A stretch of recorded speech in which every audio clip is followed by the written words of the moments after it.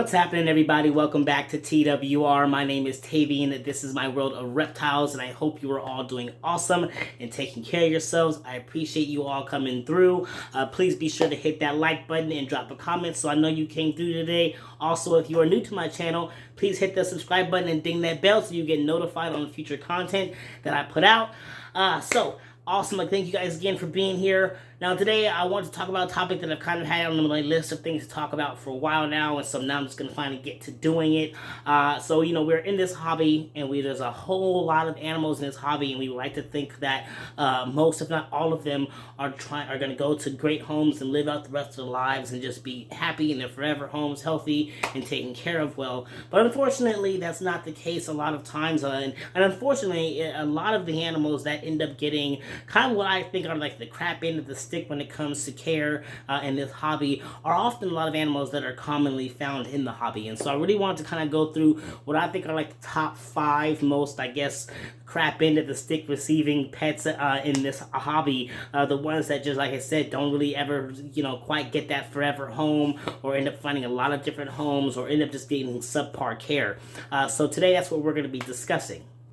So first up on this list are giant snakes, a lot like Sauron here. Now, of course, obviously, he is not giant right now. He is still very small, but he does fall into that category of a giant snake. These guys get super, super long, reaching well into the 20-foot range with a lot of years, obviously, but they can get really, really big. But they are impressive snakes, and a lot of people think these are the best kind of snakes to get, especially if they want to get something that's going to be impressive to their friends. And a lot of people end up just seeing things like, really sweet, calm, reticulated pythons sitting across the couch with kids and everything else. And they're like, oh, I want a big giant snake to impress my people with that's super calm like that. But what people fail to realize is all that it actually means to have a giant snake.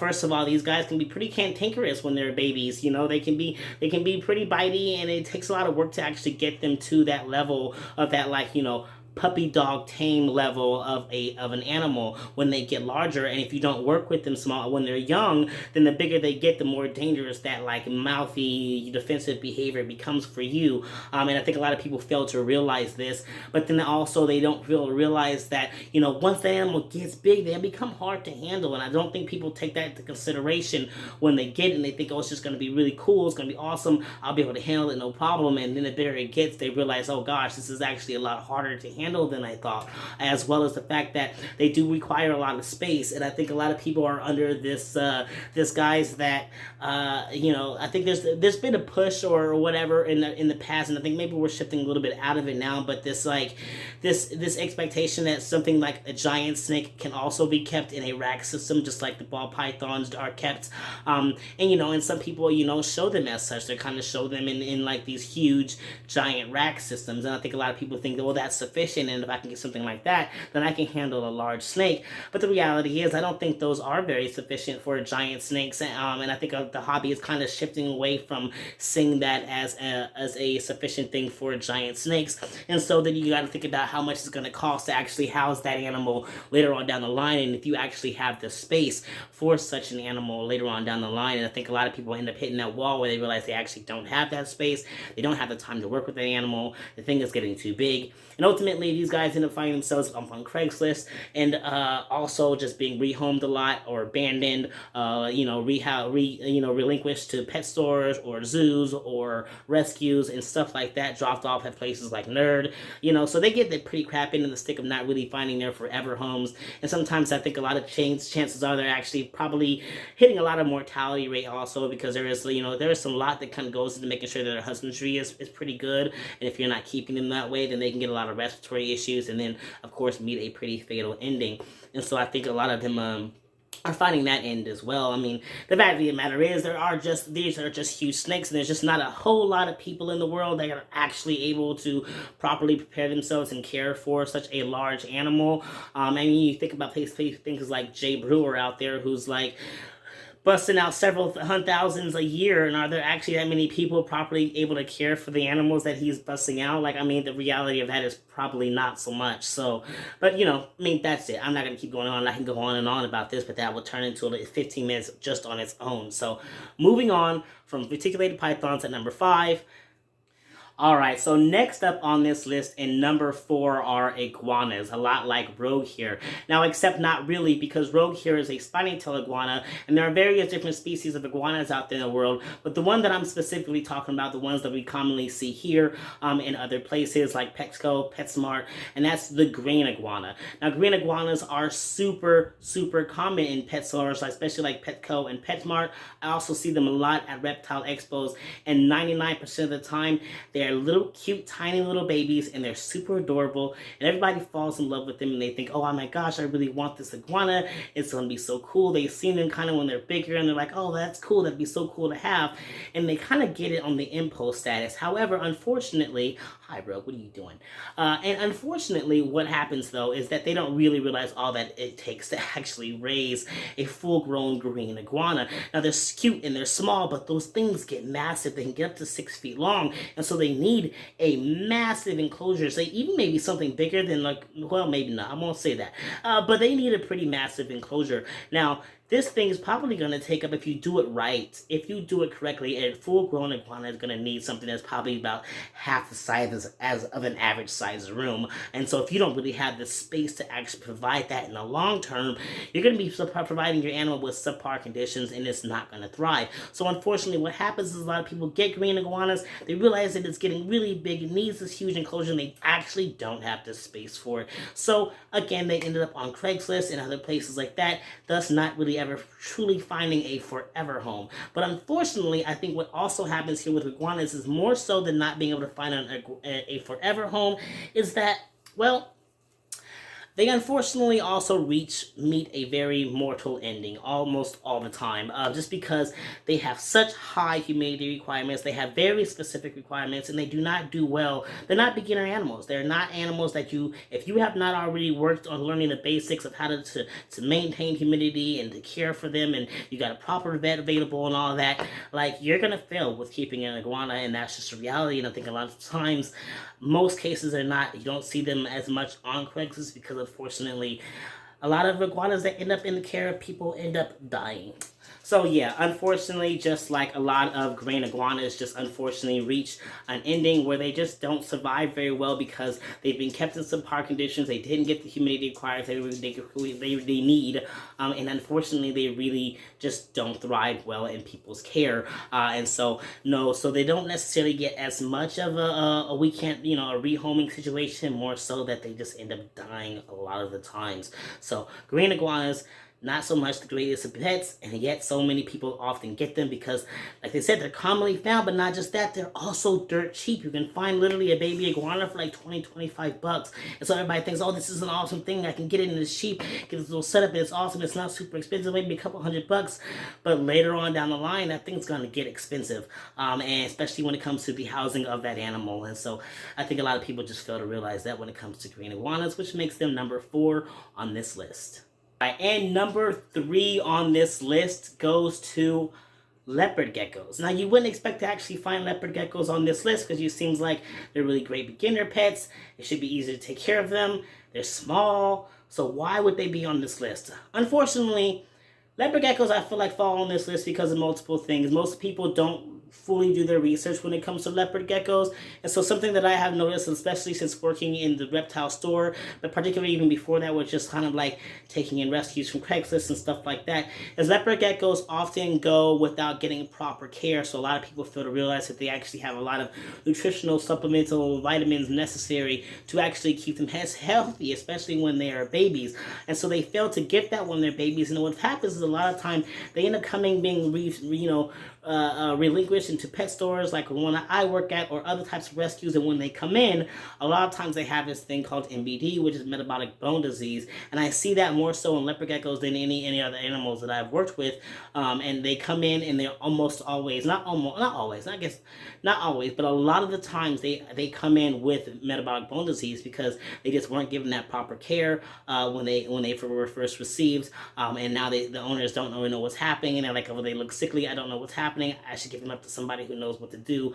Unfortunately, by that point, it's too late. I mean, yes, they can, grow stronger, and they can be like, rehabilitated to actually being able to, live out the rest of their lives, as well as they can. But once that metabolic bone disease begins to actually warp their bones and misshape their body, then that misshapement is just always going to be there. They're forever going to be handicapped in that way. So unfortunately, they get a lot of the crap into the stick with that. They just don't get the proper care that they need, and so they just end up getting rehomed a lot because of that. I often just see a lot of leopard geckos on Craigslist as well, not just because of the MBD, but I think a lot of people get into these things because they're cute, right? They're super cute. They're even cuter when they're smaller, like most things. They're just super adorable things. But unfortunately, these guys do tend to be a little bit more active during the early mornings or the late evenings. Not late evenings, but like in the evenings after you're kind of like maybe settling down or whatever. So if you're looking for an animal that's a bit active a bit more during the day, something you see really moving around a lot, you're not going to get so much with that with the leopard gecko. I mean, you do get to see them being active, especially around maybe feeding times, and if you get those proper times in the day, and you can of course pull them out and have that interaction. But if you're looking for something that's kind of more of a display animal, something that actually displays itself as well as something that you can handle regularly, leopard geckos are a little bit less, display. You get to see them at often, but I think people tend to get them, think they're super cute, and they grow bored with them, or whatever the case may be, and they end up just being rehomed a lot. So these guys don't necessarily have a mortality rate of just like being killed off a lot, but they definitely end up getting a lot of health issues because of not being able to, having people not providing enough nutrition for them or the proper, vitamins that they need to actually grow healthy and strong. But then also people just growing generally bored with them as well as a species, and just deciding that they no longer want them. So yeah, that is leopard geckos sitting at number 3. All right, so we are winding down here, getting down to the last two, and I gotta tell you, I was real toss up between these last two, but I think the one I chose for the number 2 spot is solid there, because the number 1 truly does deserve the number 1 spot for the. Anyway, their reasons for being number 1 and 2 are very similar, and they're pretty much like right there with how much the levels of just disrespect the species individually gets. So sitting at number 2, you're probably not going to be super surprised, but you also might be surprised, and that's the ball python. Now, yes, you're probably like, wait, ball pythons? But there are so many ball pythons. I mean, they take over every reptile expo. They're everywhere. So why would these guys be on this list at all? Like, what crap into the stick are they getting? Unfortunately, almost every time, not every single day, you go onto Craigslist or any other type of local reptile thing or whatever, you are always finding somebody who is rehousing their ball pythons. Now, I can't give you a proper percentage, but it feels like most of the time, the ball pythons don't have a specific morph, or there's something that's a little less not something that's not super spendy. Like people who have invested money into like some type of higher end ball python, typically I feel like don't really relinquish that animal as much. They have invested in it because they genuinely wanted it, and they genuinely care, and they genuinely love that animal, and they're and those ones just don't find their way on the Craigslist as well. But you find a lot of like normals or pastels, or the ones that have that almost normal appearance to them. You find a lot of those on Craigslist. I don't know what it is. I don't know if it's because a lot of people just get the ball python because a lot of people say that's a great beginner animal, and then they realize, well, maybe they're not they don't feel like they're as active as they maybe were hoping that they would be. They do still kind of hold that title as a pet rock, but though personally, I think if you provide the enclosure necessary for them to actually display behaviors, that they can become actually really impressive animals. I've seen this myself, but I think a lot of people just aren't necessarily, maybe they are, but even still, they're just not, they get it, and then it's not really giving them the oomph that they really hoped that they would get with owning a ball python or whatever. I don't know. There are so many reasons, but there are always ball pythons on Craigslist being rehoused of all ages. Always, I just got this thing, it's only a couple months old, but I can't take care of it anymore. Or, I just need to, or just simply I need to rehouse it. They're just, I don't know. I don't know why ball pythons are, and they're not large snakes, so they don't even take up a huge amount of space, and, even if you are choosing to go the route with, the using the tubs, like they don't take up a lot of space. Even if you use an enclosure, they don't take up a whole lot of space. They're not super high maintenance. So I don't know why these guys are often just being rehoused. I don't, like I said, I think it might just be, I think it has a lot to do with just, people, saying this is the first beginner snake that you should get, and then people realizing maybe that's not the snake for them. I know that was definitely a bit of a thing that happened to me when I first got into the hobby. Everybody said to get a ball python. I did, and it wasn't the one that I really should have started with to keep my passion going. It almost actually made me quit the hobby. But you know what? It is what it is. It's they I don't know, but they're on the list. They're just, I don't get it. I think there are so many that are being produced, so maybe there's too many that are being produced. I don't know. I have no idea what it is. People can get a really cheap, $20, $25 normal, and then fall out of love with it very quickly, and then they can just rehouse it and not feel like it was a big loss. So maybe it's the pricing, and maybe we make them too low, and so I don't know. I don't know what it is, but they are on the list, and it's a pretty sad one, but that's just one that I see often on Craigslist, and I've worked at the pet stores. We've had also a lot of ball pythons relinquished to the pet store, so I've gotten to see that side of things. They are just, I can't give you an absolute reason, because all the other ones have like solid, like, okay, this is it. People underestimate the animals. This one, I don't know. It's a sense of being bored, a sense of just like you got an animal people said to get, and then it wasn't the one you thought you wanted.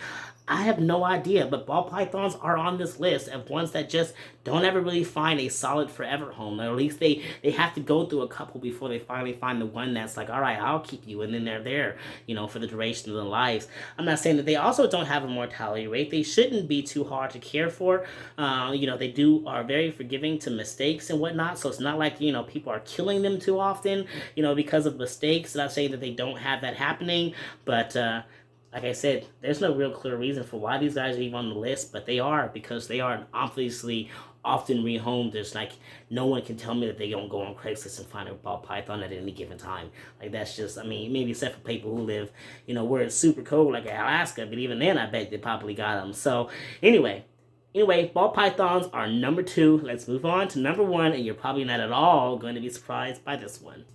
All right, so coming in at number 1 is, of course, the bearded dragon. Now, this is one, again, just like the ball python, just like the iguana also, you can find these almost anywhere. You can always find a bearded dragon if you are looking for them. They are in almost every pet store, Petco, PetSmart. They are at almost every reptile expo, maybe not as much as ball pythons, but you will always be able to find bearded dragons. They are a common pet in the hobby. No matter where you go, you can always find a bearded dragon. However, unfortunately, you can always also find bearded dragons on Craigslist being rehoused. We at the pet store, actually, this last summer, particularly, I think it had a lot to do with COVID, but even before then, it was always still a problem.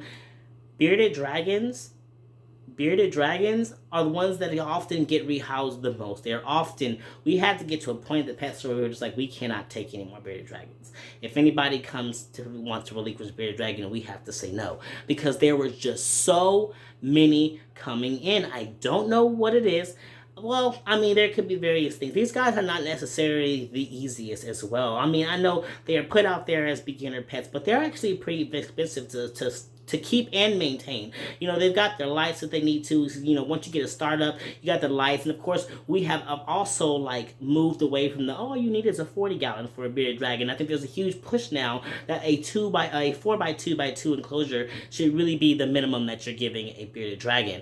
And so I think a lot of people are, really put off by that. I don't know. I don't know. And they eat a lot of bugs, especially when they're younger. They eat a lot of veggies. They're not necessarily the cheapest to feed. They do eat a lot. They eat on a daily basis. They do require daily maintenance. They poop every day. They just require a lot more. They're not like a snake that can go, without necessarily being handled. They are a daily care type of animal. And whether or not it's because people realize that they are so much and then life happens, and like of all the animals, this is just the one that they really just cannot keep maintenance with. This one is the one that finds itself on the Craigslist and in pet stores and on rescues more than any other animal. Like, I don't know what it is. There are hundreds of them produced all the time. You can find them all over the place. They start off as super small, but then by the time they get to this size or bigger, then they end up on Craigslist and they got being relinquished to pet stores and other sorts of rescues. And it may be a matter of also just like realizing that there's a lot more care that goes into them than people realize, or just like, I don't know, the daily maintenance of these guys is almost like having a dog, and not quite, because you don't have to walk them all the day, but there is definitely maintenance that is regularly needed with them. But these guys, they are rehoused more so than any other animal I have ever seen. Absolutely, hands down. I see tons of bearded dragons all the times on Craigslist, and there are tons of them constantly being asked if we can rehouse them in our pet stores. They're all in the rescues. Like, there's just so many of them, and they're an underestimated, underappreciated pet, or maybe just, I don't know, a lot like the ball python. They're both not like super hard and high, actually not even super high maintenance. I mean, yeah, this one's a little bit more maintenance than the ball python, of course, but like, I don't know, I feel like once you get your setup, like if you can maintain it, it's not that hard. And yet unfortunately, these guys don't find forever homes often. They end up going from home to home. And another thing that I have not actually heard too often is stories of people actually having a bearded dragon that lasted to the fullness of its life. Like, it's always like, oh, I had a bearded dragon, it lasted about 3, 4, 5 years. Like, they don't last long. I don't know what it is that a lot of people tend to have this story, like more stories than not. But I've heard from customers of, oh, I had one when it lasted only a few years. Like, I don't know what it is. I'm not sure whether it's because of the lack of giving them, because they also do have kind of environments. You need to dust their stuff every once in a while. I'm not sure if it's the lack of actually providing proper food for them, lack of providing lights for them, lack of something, impaction. I know there's a lot of that. A lot of people, are unaware, of just how much what you need to do to make sure that they don't become impacted. I have no idea, but these guys, they just get crap into the stick, both in the mortality rate and on the just not being able to find a forever home. They are just often rehoused, and all of that good stuff. So I don't know, but these little guys, they're super fun, and they're super cute, and yet they are the most rehoused animal in the reptile hobby, in my experience, and that's just facts right there, right next to ball pythons. Like, I gotta say, I was really tough to say which ones get more, but after working in the pet store, I gotta say, we saw more bearded dragons come in than ball pythons. Like, we actually got to a point where we stopped the bearded dragons. We didn't really ever get to a point with ball pythons where we're like, well, we can't take anymore, we're not gonna take that. Like, most of the, if we're not taking it, it's because we don't have the space right now for it. Not so much that we're just not taking it because we've taken too many and we cannot anymore continue to be the place where everybody brings their bearded dragon. It's like, and so that's it. This is number one. Unfortunately, bearded dragons take the lead on just how much they just don't get the best care. They don't often get the large enough enclosures. Like I said, a lot of people are still kind of stuck in the 40-gallon things. They're only just now starting to push for the bigger enclosure, and not everybody's on board with that. So they're not necessarily getting.